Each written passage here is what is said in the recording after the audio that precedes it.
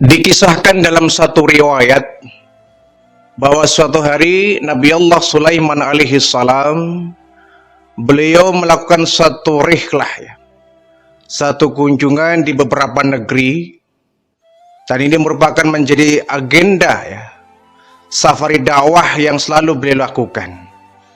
Jadi beliau selalu berkunjung ke beberapa daerah, ke negeri-negeri. Kemudian kalau menemukan satu negeri yang penduduknya itu ingkar kepada Allah, penduduknya itu bermaksiat kepada Allah, menyekutukan Allah, maka ini akan menjadi proyek garapan dari dakwah Nabi Sulaiman alaihi salam. Sebagaimana yang pernah beliau lakukan terhadap kerajaan Sabah, negeri Sabah, yang waktu itu dipimpin oleh seorang ratu, Ratu Bilqis namanya. Ratu Bilqis ini kemudian diislamkan oleh Nabi Allah Sulaiman, karena pada awalnya Ratu Bilqis dengan seluruh penduduk kota Sabah atau negeri Sabah itu menyembah matahari.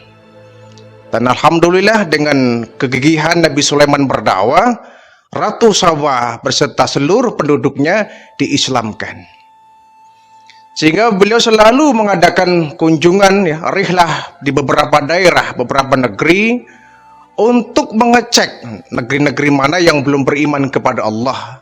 Kalau menemukan ada satu negeri yang masih dia menyekutukan Allah, inilah yang kemudian menjadi target dakwah Nabi Sulaiman alaihi salam.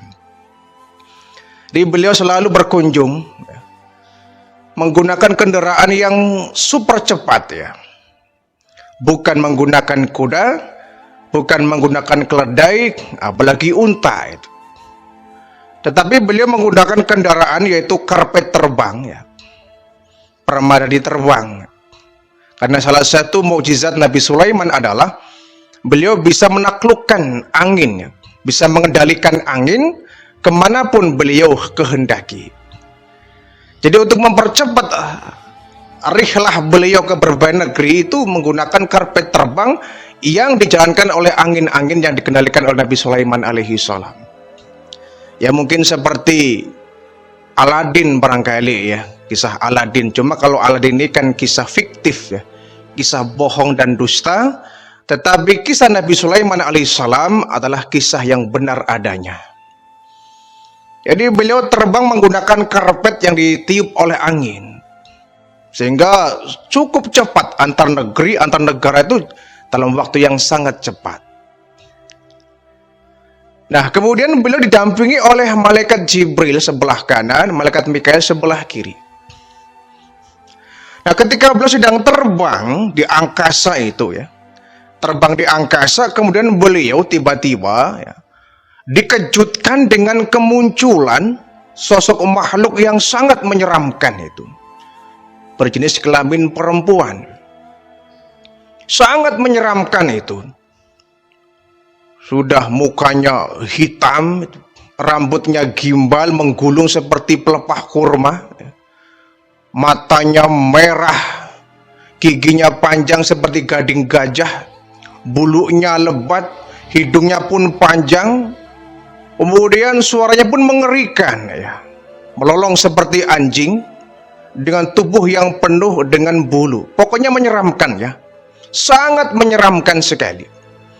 Sampai-sampai Nabi Sulaiman saking kaget dan takut, beliau kemudian sujud di atas karpet itu sambil mengucapkan kalimat subuhun kudusun rabbuna wa rabbul malaikatu warruh. Namun ketika beliau bangun dari sujudnya, Nabi Sulaiman masih melihat sosok yang menakutkan itu. Akhirnya memberanikan diri, Nabi Sulaiman bertanya, "Hai perempuan tua, siapa kamu? Kau sangat mengerikan rupanya. Apa kau manusia atau bangsa jin? Dan aku belum pernah melihat makhluk semenakutkan kamu, semengerikan kamu. Siapa kamu sebenarnya?" Nah, ini sosok perempuan yang bertampang mengerikan ini menjawab, "Wahai Nabi Allah Sulaiman, ketahuilah, namaku Hammah binti Hammah. Saya adalah anak perempuan dari iblis. Tetapi orang menyebutku dengan sebutan Ummu Sibyan. induk dari penyakit sawan ya, atau pengganggu anak-anak gitu. Ummus Sibyan adalah pengganggu anak-anak. Jadi sumber dari penyakit sawan atau bahasa kita mungkin kesurupan. Akulah penyebabnya. Namaku Hammah binti Hammah. Aku anak perempuan dari iblis. Oh, pantas kata Nabi Sulaiman. Kau anak perempuan iblis? Betul. Kamu pasti jahat. Kau pasti jahat sebagaimana bapakmu, orang tuamu iblis. Tentu Nabi Allah Sulaiman. Aku selalu membuat manusia itu sengsara. Karena itu tugasku. Karena menurut orang tuaku iblis, manusialah, Adamlah yang menyebabkan orang tuaku iblis diusir dari surga. Sebagaimana orang tuaku ingin menyesatkan seluruh manusia, aku pun sama, keturunan iblis, berupaya bagaimana menyesatkan manusia, membuat sengsara manusia. Oh begitu. Hai Hammah Ummus Sibyan, kau juga pasti sangat jahat. Apa yang kau lakukan kepada umat manusia ini?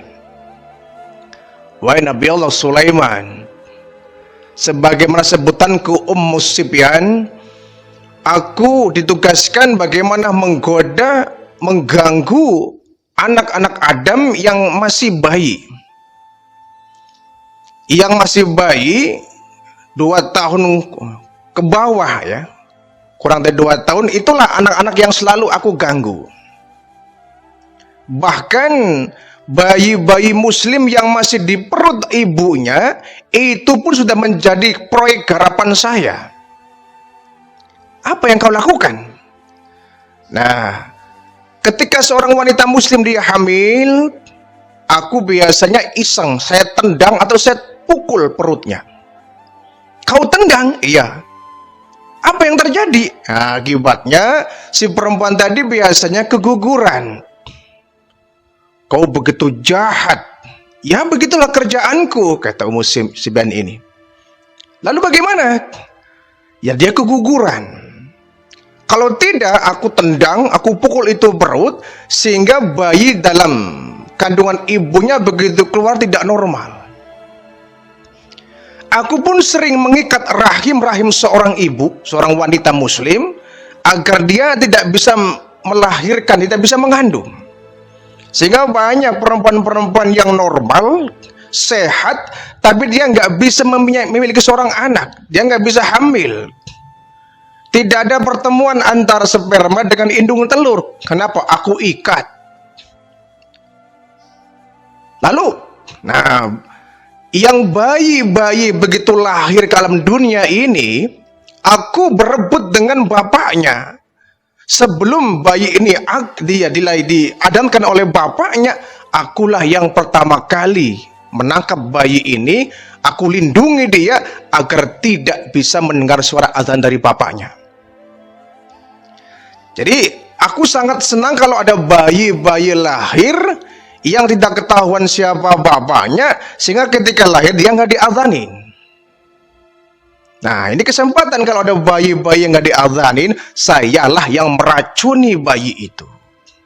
Sehingga bayi itu kemudian perilakunya akan buruk ketika dia dewasa.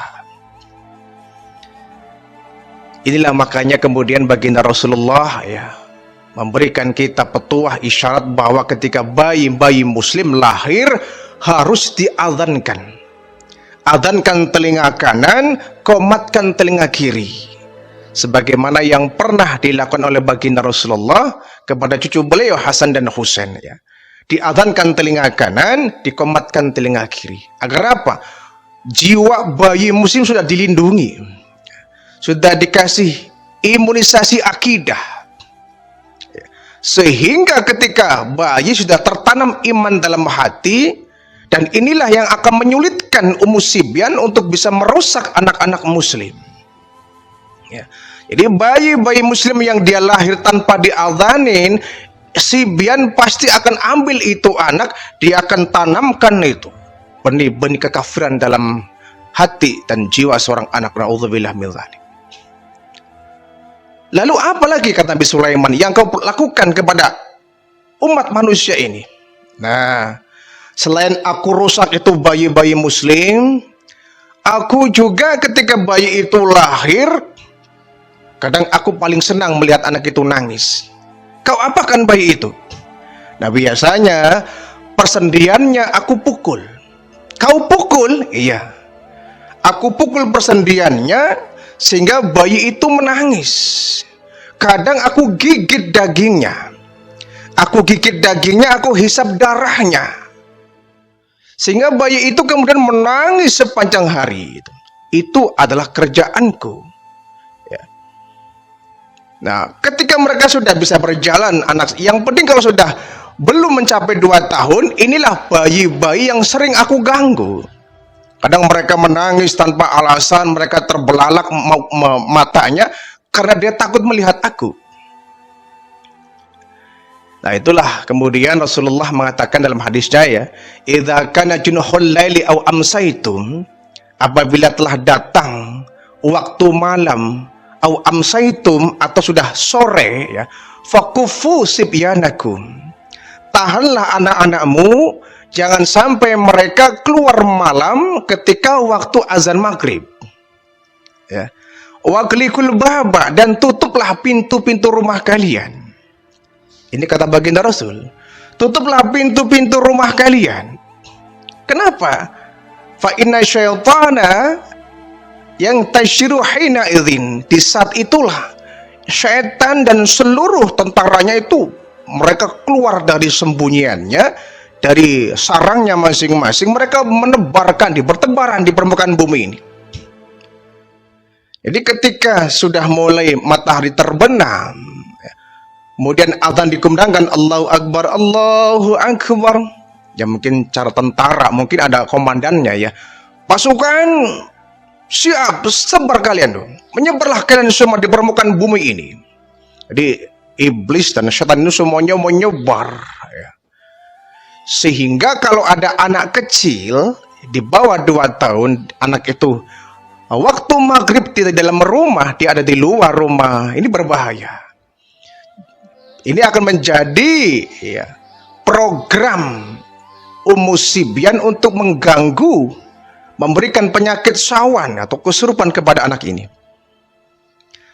Jadi tutuplah pintu rumah kalian agar mereka tidak masuk ke rumah-rumah kalian.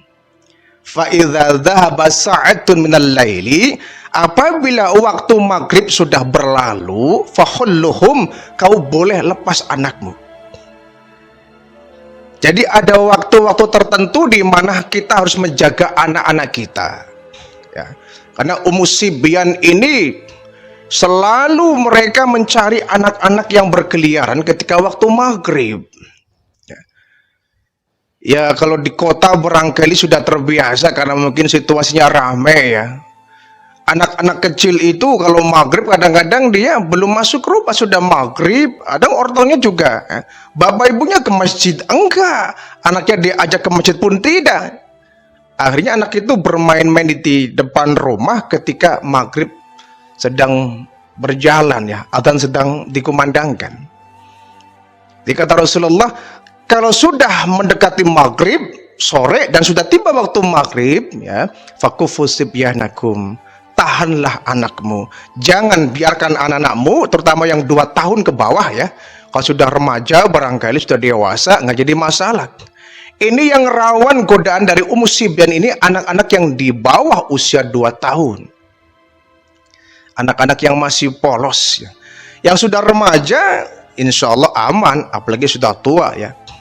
Maghrib dia ke masjid, ya itu harus. Ketika adzan maghrib dikumandangkan, jangan malah ngedekam di rumah, ya. Berdiam diri, pergi ke masjid, melaksanakan sholat maghrib berjamaah di masjid, bukan di rumah. Nah, sementara anak-anak kita yang masih kecil, kalau bisa jangan dibawa ke masjid dulu, karena 2 tahun ke bawah itu usia-usia rawan dari serangan jin Ummu Sibyan ini, ya. Fa inna syaitana yang tasuru haina idin, waktu-waktu maghrib adalah di mana setan berkeliaran untuk mengganggu manusia. Itu Ummu Sibyan, ya. Lalu apa lagi kata Nabi Sulaiman? Apakah cuma anak kecil yang kau ganggu? Tidak. Ibunya pun aku ganggu. Subhanallah. Jadi targetku adalah wanita muslim yang sedang mengandung. Ya. Inilah target utama, aku menggoda, aku merusak mereka. Wanita yang sedang mengandung, pasti aku ganggu. Aku usik perutnya. Aku tendang perutnya. Aku pukul perutnya. Sehingga anak itu bisa cacat dalam perut. Anak itu bisa meninggal di dalam perut. Atau begitu keluar, anak itu sudah nggak normal lagi. Itu kerjaanku. Nabi Sulaiman marah itu ya. Kalau begitu kau begitu jahat Sibyan. Itu tugasku Nabi Allah Sulaiman. Kau harus saya tangkap itu. Nabi Sulaiman kemudian menangkap itu Sibyan, bawa rantai mulai itu. Kau harus saya siksa, harus saya hukum karena sudah keterlaluan kejahatanmu itu. Manusia yang nggak berdosa kau usik, kau ganggu, bahkan kau hancurkan kehidupannya. Kata malaikat Jibril, wahai Sulaiman, kau ikat saja itu makhluk itu, kau seret ke laut. Kata malaikat Jibril, baik Jibril. Diikat itu Sibyan menggunakan rantai yang kuat, kemudian diseret ke laut. Kemudian Nabi Sulaiman menyalakan obor. Kata Sibyan, hai Nabi Allah, kau bawa obor buat apa? Aku harus membakar kamu. Kau sudah makhluk yang begitu jahat dan biadab. Jangan sampai ada korban-korban lain. Aku rantai dan badanmu akan aku bakar di tengah-tengah lautan ini.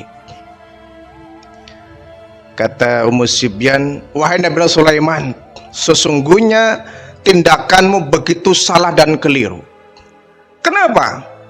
Yang berhak membakarku, yang berhak menghukumku bukan kamu, bukan Anda, tapi Allah yang Maha Agung, yang selayaknya dialah yang menghukum aku. Tidak mungkin dong ada api dilawan dengan api, ada api dibakar dengan api. Jadi kau tidak perlu menghukumku wahai Nabi Allah Sulaiman. Allah lah yang akan menghukumku nanti. Tapi yang jelas, sebelum masanya tiba, aku akan merusak kehidupan manusia, terutama mereka anak-anak kecil, generasi-generasi muslim ketika mereka masih dalam usia bayi, sebelum mereka tumbuh dewasa menjadi seorang muslim, menjadi hamba-hamba Allah, maka aku rusak kehidupannya ketika masih kecil. Sebelum lahir pun sudah aku rusak. Jadi ada beberapa ciri ya. Ada ciri-ciri anak atau ibu itu mendapat atau terserang gangguan dari Sibyan ini. Pertama untuk anak-anak, ya, ciri-ciri anak-anak mendapatkan serangan Sibyan atau diganggu Sibyan. Pertama, dia kalau menangis biasanya nangisnya tidak normal ya. Menangis yang tidak ada hentinya, kemudian mata terbelalak dan tertuju kepada satu sudut. Ya. Kalau anak itu nangisnya normal, dia akan ada henti-hentinya, kemudian dia melihat ke sudut yang lain. Tapi kalau anak sudah diganggu oleh Sibyan, dia hanya menatap ke satu sudut. Kemudian akan menggigil badannya, kemudian dia akan menjerit-jerit, yang dari akibat itu badannya dari hari ke hari semakin menurun ya. Semakin kurus ya. Kalau menangis matanya itu masih merah. Itu ciri-ciri anak-anak yang terganggu oleh Sibyan. Maka ulama kita kemudian memberikan cara ya bagaimana mengobati anak yang terkena serangan Sibyan. Pertama, ketika anak itu menangis ya, tutuplah matanya, pejamkan matanya melalui tangan kita, kemudian bacakan ayat kursi 1 kali, Al-Ikhlas 3 kali, Al-Falaq 1 kali, An-Nas 1 kali, diusapkan di mukanya. Dengan itu insya Allah gangguan Sibyan akan hilang. Kemudian bukan cuma anak, ibunya pun sering mendapatkan gangguan dari Ummu Sibyan. Biasanya kalau orang hamil, ya, ciri-ciri wanita hamil yang terkena serangan Ummu Sibyan itu biasanya itu ya, tulang belakang itu akan sakit. Tulang belakang akan sakit, badan terasa lemas, ya, akan demam tinggi. Nah, ini ciri-ciri seorang wanita yang hamil terkena gangguan Ummu Sibyan. Oleh sebab itu, orang-orang tua kita dulu memberikan nasihat kepada kita, kalau sedang mengandung, sedang hamil, jangan pernah seorang wanita yang hamil itu keluar rumah. Bahkan kalau dulu orang-orang Jawa kita, perempuan yang keluar rumah baik siang maupun malam selalu membawa senjata yang tajam, ya, baik itu pisau atau yang sejenisnya. Ini merupakan menanggulangi, menangkal dari serangan Ummu Sibyan yang selalu mengintai para wanita yang sedang hamil. Tetapi yang terbaik adalah ketika istri kita sedang hamil, apalagi hamil besar, ya, kita harus menjaga dia, jangan suka keluar rumah. Kita bacakan Al-Insyirah, kita bacakan surah Maryam, kita bacakan surah Al-Waqi'ah, kita bacakan sholawat, kita bacakan doa, ya, ayat kursi, agar anak kita yang masih dikandung oleh istri kita dilindungi dari serangan Ummu Sibyan.